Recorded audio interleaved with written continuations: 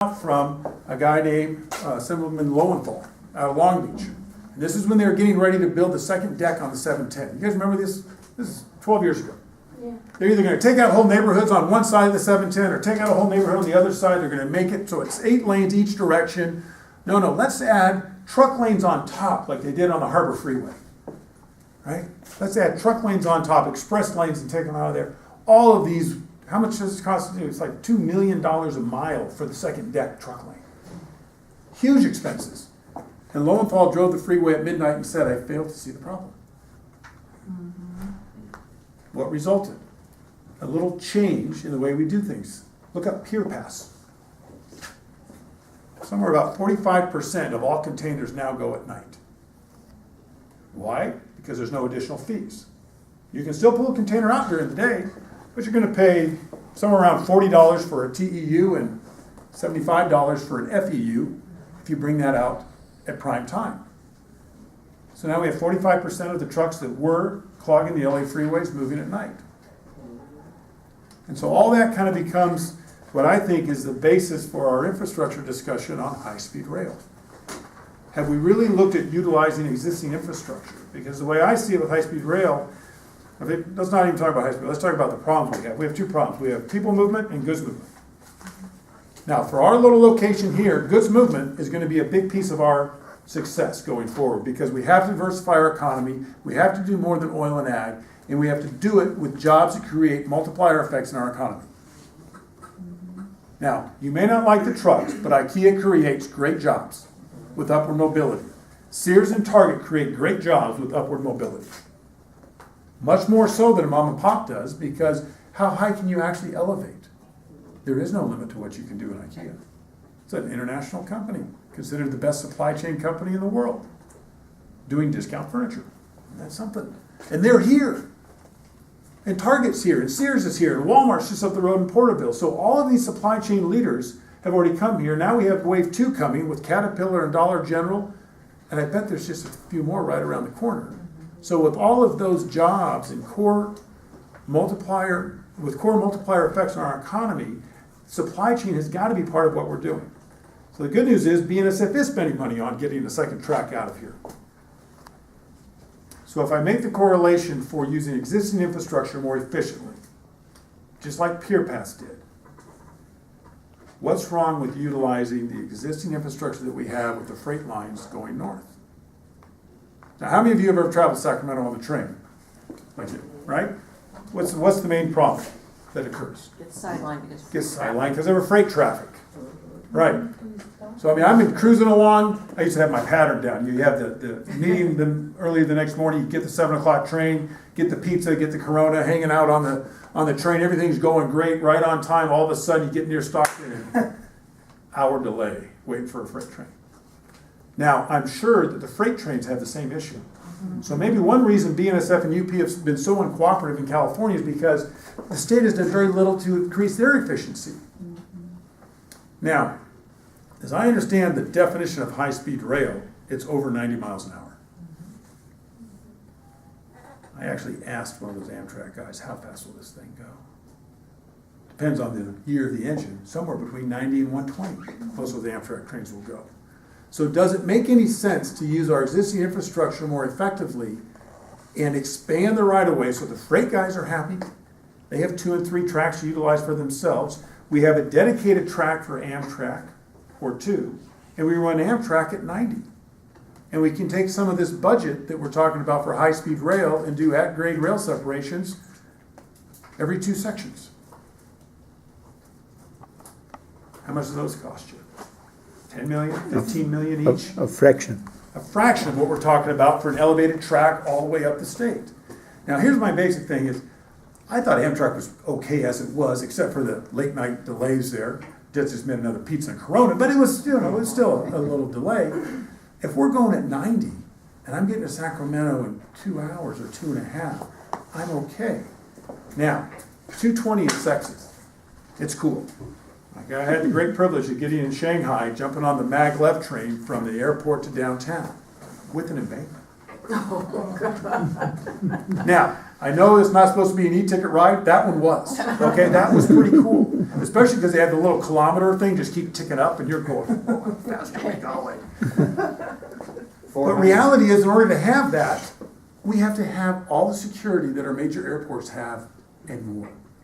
So all of a sudden, we still got to get there 60 to 90 minutes early, so guess what? 220 just got eliminated. You got there the same as you would have at 90. So I don't know, I kind of like the Amtrak here because, if the train leaves at 7:05, I show up at 7:02 and I still make it. Kind of a cool deal. I mean, you can actually hear the guy saying, and you're still grabbing your briefcase out of the car and you're still on. It's the greatest thing ever. But that's all going to be gone on a high-speed system. So are we really thinking about utilizing existing infrastructure as effectively as we could? Are we really taking care of both problems, which are people movement and goods movement? And I think Ray Watson has something that's really there, which is connectivity to the existing rail, because the biggest problem we have even now is how hard is it to get a cab if you get off that Amtrak down there to get anywhere? Where do you go from there? So if we're going to create a whole new system that doesn't have the interconnectivity to existing rails, I don't know what we're thinking. Particularly when some of these cities now want you to push some of the stations out on the far side of town. You ever go to Modesto's Amtrak station? Yeah, somebody in their infinite wisdom didn't use the UP line right down the middle. They used the BNSF line out in the twigs. Well, try and get a cab out there if you end up in Modesto at 8 o'clock at night. That's a real feat. So it's this whole interconnectivity deal. Again, it's the existing infrastructure is there. Sure, we've got problems downtown by VHS. We've got problems in Fresno with the widening. Those are things that can be figured out. Question, sir? How do you feel about taking Amtrak to LA?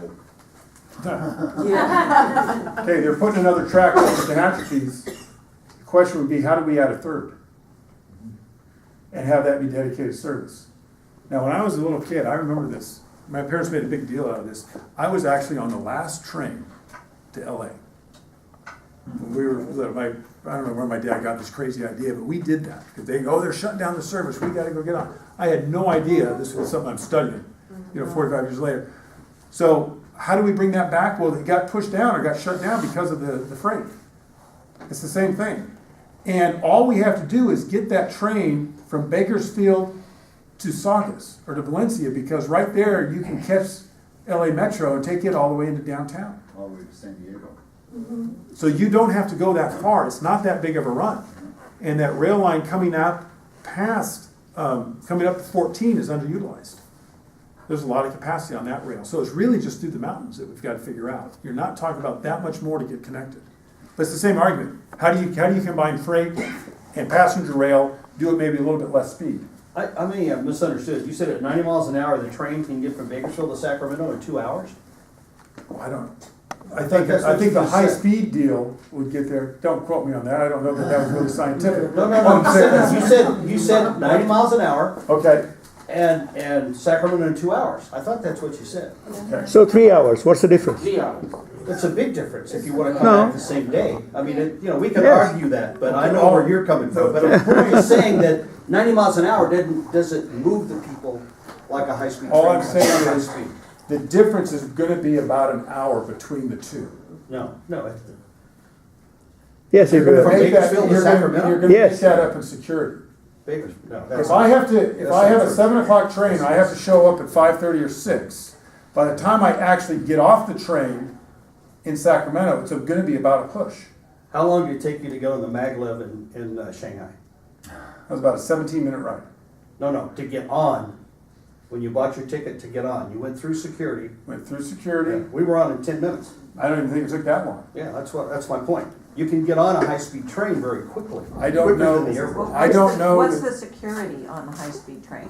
In Shanghai, they didn't have any security. Sure they did. Oh, yeah, I did. You go through a gun, you go through the same thing you do when you Well, go in the I airport. don't even remember it, so Let's it's put- insignificant. I'm just saying you're exaggerating. 90 miles an hour doesn't get you to Sacramento in 2 hours.